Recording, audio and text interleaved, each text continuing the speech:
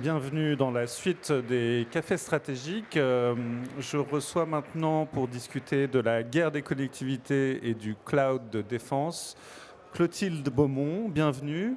Vous êtes docteur en géographie politique de l'université Panthéon-Sorbonne. Vous êtes actuellement responsable de la recherche sur les technologies numériques et cyber à l'Institut d'études de sécurité de l'Union européenne, qu'on dit en anglais EUISS.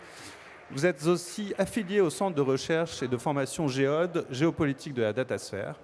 Auparavant, vous avez été chercheuse pas très loin d'ici, à l'Institut de recherche stratégique de l'école militaire, et chercheuse aussi associée au Centre de recherche des écoles de Saint-Cyr Coëtquidan.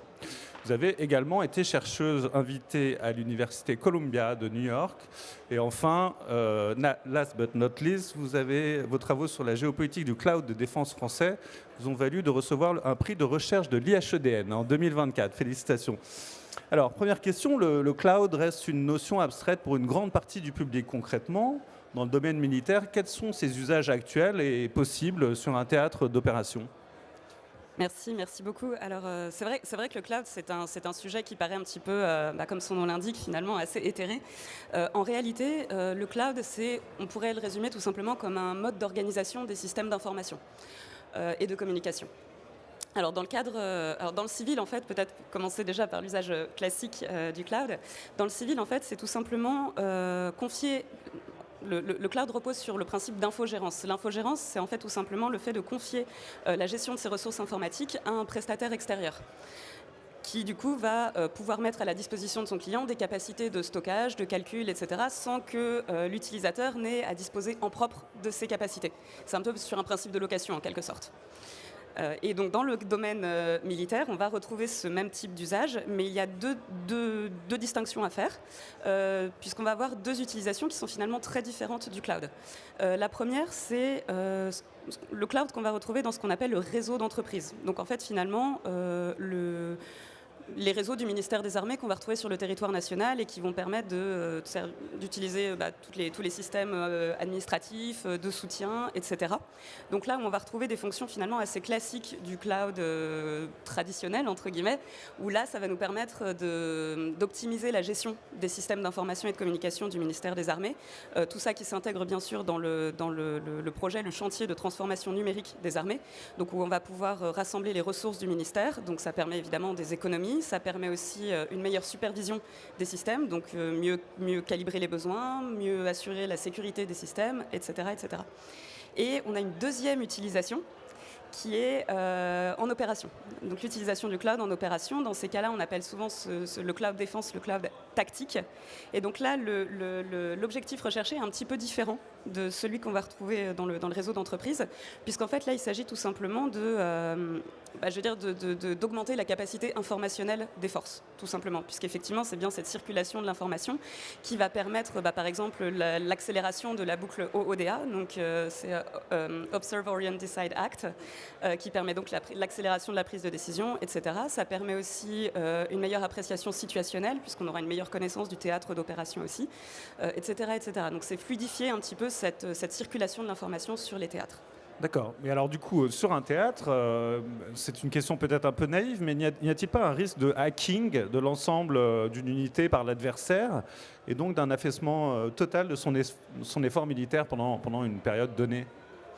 Alors si, bien sûr, mais je dirais finalement comme pour n'importe quel système d'information, d'opération et de commandement, où en fait, évidemment, le principe du cloud étant de concentrer, de rassembler les ressources pour assurer leur gestion, évidemment, ça augmente un petit peu le risque, quelque part, puisqu'à partir du moment où si on imagine qu'un adversaire accède au cloud, il accède, en théorie en tout cas, à la majeure partie des données et donc des informations d'une opération en cours, ce qui peut être effectivement très très problématique.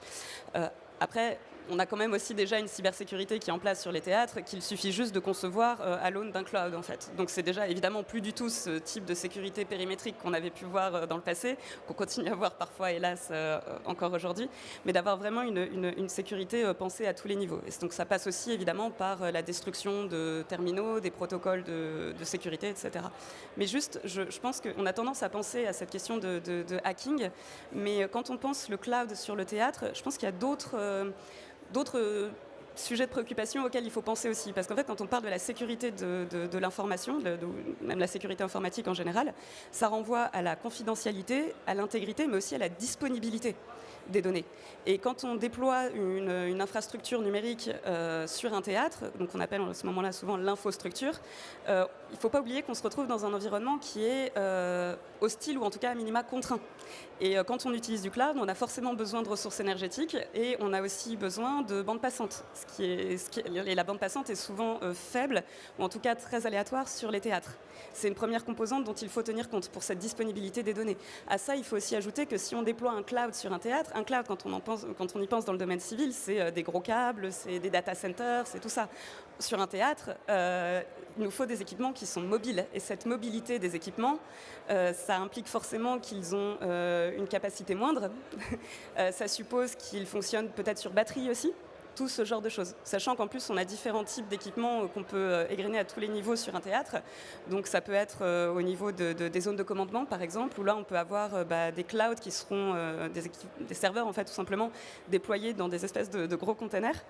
Et puis après, on peut imaginer donc, sur toute la chaîne, jusqu'à vraiment au niveau des plateformes, donc plateformes navales, terrestres, etc., des espèces de petits caissons. Donc en fait, il faut imaginer des sortes de grosses unités centrales de 50 par 50 ou 30 qui sont déployées sur les théâtres et qui permettent d'avoir des capacités de calcul jusque finalement au bout des utilisateurs. Même si là, ça s'apparente peut-être plus à du edge computing qu'à du cloud computing. D'accord, c'est un autre sujet. Mais du coup, est-ce que vous avez déjà des connaissances de Retex sur le cloud en opération ? Assez peu. Assez peu, d'accord. C'est encore assez embryonnaire, c'est ça ? C'est encore embryonnaire. Après, c'est vrai qu'il y a plusieurs projets. Alors, je peux en mentionner deux qui sont très, très importants. Donc, pour tout ce qui est aviation, on a le SCAF, le système de combat aérien du futur, qui est donc un projet européen qui implique donc la France, l'Allemagne et l'Espagne. Donc, c'est pour Airbus et Dassault côté français. Où là, l'idée est en fait de créer ce que l'amiral Owens aurait appelé un système de systèmes, donc en fait un espèce de macro-système qui permettra de mettre donc dans ce système, dans ce SCAF, on a donc les nouveaux avions. On va avoir aussi tout un système de drones, enfin tout un dessin de drones et une grosse architecture numérique de cloud aussi pour justement mettre en relation tous ces éléments sur le théâtre. Et l'idée, c'est en fait de faire aussi du combat collaboratif, d'accélérer, etc. Et oui, voilà. Et ça, c'est donc pour la partie aviation. Et puis on a aussi la partie terrestre où là, on va retrouver le programme Scorpion, par exemple, avec SICES, donc le système d'information et de communication de Scorpion, qui fera aussi appel à des capacités cloud, on va dire. Ok. Alors, le renforcement de la souveraineté numérique nationale est devenu un enjeu de puissance pour l'État français depuis la fin des années 2010, je crois. Et quelles ont été les grandes étapes de cette prise de conscience ? Alors, je vais me concentrer sur le cloud pour répondre à cette question, mais alors je dirais que la première fois où le cloud a été associé à des questions de souveraineté, c'était dès 2009 en fait, donc ça remonte très très loin. 2009, c'était François Fillon qui l'avait exprimé dans un discours pour la première fois, en faisant référence à la montée en puissance des industries américaines dans le secteur. Et déjà à ce moment-là, du coup, c'était perçu comme potentiellement un enjeu de souveraineté.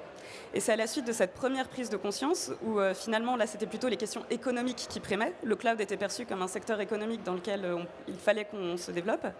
Donc on a la France, le gouvernement français a lancé un premier projet, donc un projet qui s'appelle le projet de cloud souverain, Andromède, en 2011. Projet qui a finalement été scindé en deux initiatives distinctes, donc CloudWatt et Numergy. Donc si je ne dis pas de bêtises, CloudWatt, je crois, réunissait Orange et Thales, et Numergy, c'était SFR et Bull. Mais bon, je rappelle quand même, donc l'État était quand même l'actionnaire majoritaire puisqu'il détenait 2/3 des parts par la Caisse des dépôts et des consignations. Alors malheureusement, ces projets-là sont soldés par un échec pour plein de raisons sur lesquelles je peux revenir si vous voulez, mais aussi essentiellement parce que l'écosystème industriel n'avait pas forcément été très très bien compris et la complexité technique du cloud non plus. Mais donc ça, c'était donc échec malheureusement de ces deux initiatives, échec qui a été avéré en 2015 à partir du moment où les parts de l'État ont été rachetées par l'un des deux industriels dans les deux cas. Et après tout ce temps-là, du coup, s'en est suivi une espèce de frilosité de la part du gouvernement où le cloud n'était plus à ce point-là inclus dans les plans et les stratégies numériques, en tout cas plus aussi explicitement. Et il faut donc effectivement attendre 2018, et donc le premier quinquennat d'Emmanuel Macron, où là, il arrive très fortement avec son concept de souveraineté numérique, qui, il me semble, apparaît pour la première fois dans la revue de défense de cyberstratégie de février 2018, où là, la notion de souveraineté numérique est vraiment affirmée, et on se rend compte finalement que ce n'est plus seulement des enjeux économiques derrière cette question numérique, mais en fait réellement des enjeux sécuritaires. Et donc dans le cas du cloud, on commence à avoir une sorte de, ce qu'on va appeler une sécurisation du cloud, où en fait le cloud devient une priorité stratégique et un enjeu stratégique à part entière. Et donc à partir de là, on va voir donc, en novembre 2018 la première doctrine d'utilisation de l'informatique en nuage par l'État.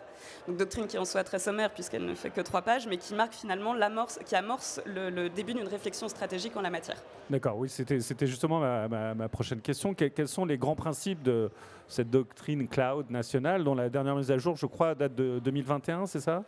Absolument, oui, voilà, exactement. Donc il y a eu 2018 et puis 2021, notamment à la suite de la pandémie de Covid-19, on s'est rendu compte de la prégnance de ces technologies et en particulier du cloud finalement, qui même si c'est peut-être pas le sujet le plus sexy quand on entend parler de big data, d'IA, etc., mais qui est en fait une infrastructure support et qu'il faut absolument développer pour affirmer notre indépendance.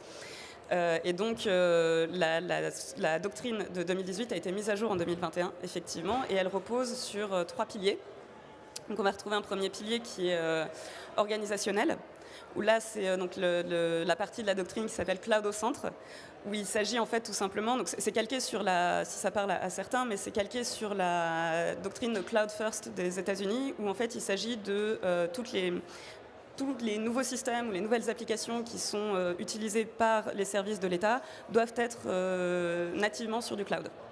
Et également, l'idée est de transposer tous les systèmes existants vers une architecture cloud aussi, avec tout ce que ça implique évidemment et les nombreux changements qu'il peut y avoir derrière. Un deuxième pilier, donc là c'est le pilier sécuritaire, donc avec un label de sécurité qui est développé par l'ANSSI, l'Agence nationale de la sécurité des systèmes d'information, qui est donc le label Cloud de confiance et qui repose sur la certification SecNum Cloud. Donc SecNum Cloud, qui a d'ailleurs été actualisé dans une version assez récente, 2023 il me semble, pour apporter des garanties à la fois techniques mais aussi juridiques vis-à-vis des fournisseurs qui seraient certifiés. Et enfin, un troisième pilier qui est un pilier industriel, où là, il s'agit d'apporter un soutien aussi à toute la filière cloud française, puisque effectivement, ça passe aussi par une augmentation à la fois de la demande, mais aussi de l'offre en France. Et donc là, il me semble, les chiffres que j'avais, alors c'était donc 2021, et c'était sur 4 ans, je crois, l'État avait prévu d'investir 1,4 milliard dans la filière cloud. Donc voilà, on avait 660, 670 publics, privés, et puis le reste, 440, je crois, européens. D'accord. Alors, certains observateurs du secteur pointent le fait que la possibilité de recourir par l'État, de recourir à des solutions non européennes pourrait être préjudiciable au renforcement de la base industrielle du cloud national. Quel est votre sentiment là-dessus ? Oui, effectivement, alors je comprends complètement ces préoccupations parce qu'il faut quand même rappeler que le marché du cloud est un marché qui est extrêmement concurrentiel et qui fonctionne sur de l'économie de réchelle et de l'économie de réseau. Et il se trouve que les acteurs qui sont déjà implantés sont des acteurs américains qui dominent très très largement le marché. Donc je crois en termes de chiffres, donc on va retrouver les 3 principaux que sont Amazon donc par AWS, Microsoft par Azure et Google. Il me semble qu'au dernier trimestre 2024, ils détenaient, je crois qu'on était entre 60 et 65% des parts de marché mondial pour le cloud d'infrastructure. Donc finalement, on a vraiment une situation d'oligopole et ça rend très très difficile pour les entreprises françaises et européennes l'accès au marché. Mais c'est vrai que c'est regrettable parce que la commande publique, c'est vrai que c'est un marché qui souvent finalement assez contraignant puisqu'on est quand même sur un marché qui est petit, qui est de niche mais qui est quand même un marché qui est intéressant parce que sur le long terme, parce que fiable, etc. Et ça montre en fait finalement deux avantages vraiment répondre à votre question, mais du coup, sur cette commande publique, c'est qu'en fait, à partir du moment où vous avez une commande publique, le fait d'être le fournisseur de services cloud pour le ministère des Armées, c'est aussi une carte de visite. C'est une carte de visite qui permet après de gagner d'autres marchés également et qui permet tout simplement d'attester d'un certain niveau de fiabilité et de sécurité aussi. C'est pour ça que même aux États-Unis, vous avez eu des rivalités énormes entre Microsoft et Amazon pour obtenir les contrats du Pentagone, par exemple. Et dernier point, parce que je me permets, parce que c'est un petit peu important quand même, je pense. Allez-y, bien sûr. C'est que le fait d'avoir cette commande publique dirigée vers des acteurs nationaux, ou en tout cas à minima européens, ça permet aussi de les rendre visibles aux yeux des ordonnateurs. Parce que malheureusement, ils sont méconnus très souvent des ordonnateurs et des services de l'État. Et du coup, est-ce qu'il existe des compétiteurs à ces grands groupes américains en Europe, en France? Je pense à OVH, par exemple. Oui, bien sûr. Alors, évidemment, OVH... il faut rappeler quand même que le cloud, c'est extrêmement complexe techniquement. Et en fait, on peut en distinguer plus, mais on peut avoir 3 niveaux d'externalisation qui sont en fait quelque part 3 cœurs de métiers différents. Donc au niveau de l'infrastructure, au niveau des plateformes et au niveau des services et des applicatifs. Et en fait, à chaque fois, vous avez des cœurs de métiers différents. OVH, le cœur du cœur de métier d'OVH, c'est de l'infrastructure. Aujourd'hui, ils font également de la plateforme. Mais ça reste aussi des activités de niche. Et pour avoir l'ensemble des services délivrés, il va forcément falloir passer par un consortium industriel aujourd'hui. Et en Allemagne, en Estonie, pour citer des pays qui sont assez forts dans le domaine numérique, est-ce que non, ça n'existe pas pour l'instant? Il y a bien des acteurs, il y a bien des acteurs. Après, à ma connaissance, pour l'instant, aucun acteur européen seul, et j'insiste sur le seul, parce que ensemble, si, mais seul ne pourra réellement apporter des services équivalents aux services américains, qui en plus ont une ergonomie, une facilité et une sécurité et un niveau technologique très avancé aussi. Et du coup, dans quelle mesure, quand on aura notre cloud souverain de défense français, dans quelle mesure pourra-t-on l'intégrer dans un cloud européen? Même je pense qu'on ne pourra pas avoir de cloud français quelque part sans cloud européen. Tout simplement parce qu'en fait aujourd'hui, si on veut justement pouvoir être concurrentiel, quand je dis on, je parle de cet écosystème industriel national et européen, il nous faut absolument réfléchir à l'échelle régionale, ne serait-ce déjà qu'en termes de marché. Parce que pour que ces entreprises puissent atteindre une taille critique, il leur faut un marché conséquent aussi. Et c'est seulement par l'accès au marché régional qu'on pourra permettre à ces entreprises d'atteindre une taille critique. Et puis ça vaut aussi pour tout ce qui est R&D, recherche et développement. Évidemment, il nous faut réfléchir au niveau européen, au niveau régional. Et ça vaut également, et ça c'est très important parce que c'est finalement l'un des principaux leviers de l'Union européenne, en termes de réglementation. Parce que l'Union européenne est réellement une puissance réglementaire et c'est aussi par cette réglementation, ces certifications, ces lois, etc., que l'on passe au niveau européen, que l'on pourra faire face, s'affirmer et finalement contrecarrer peut-être la portée extraterritoriale de certaines lois étrangères, notamment américaines. D'accord, la dimension normative est donc une force pour l'Europe. Alors, dernière question. Les dernières évolutions du contexte international, est-ce qu'elles permettent des avancées sur cette dimension du cloud de défense?